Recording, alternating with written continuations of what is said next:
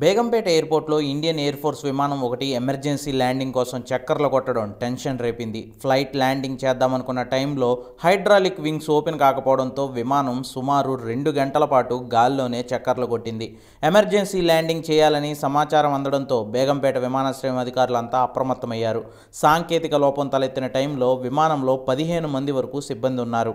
అయితే చివరకు Begumpet airport runway మీద విమానం సేఫ్గా దిగింది.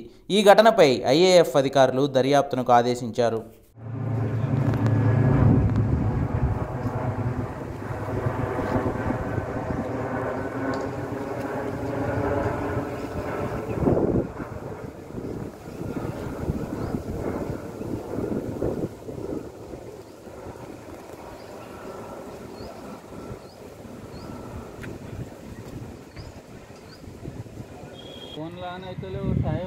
టైం అదే నా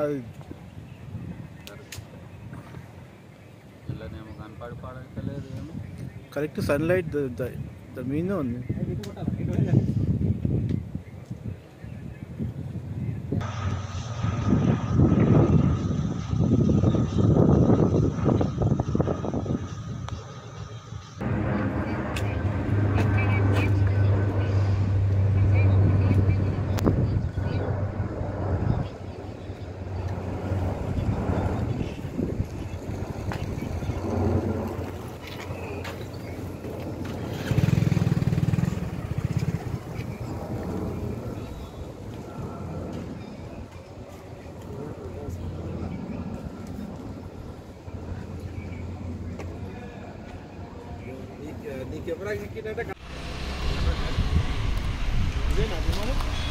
అదే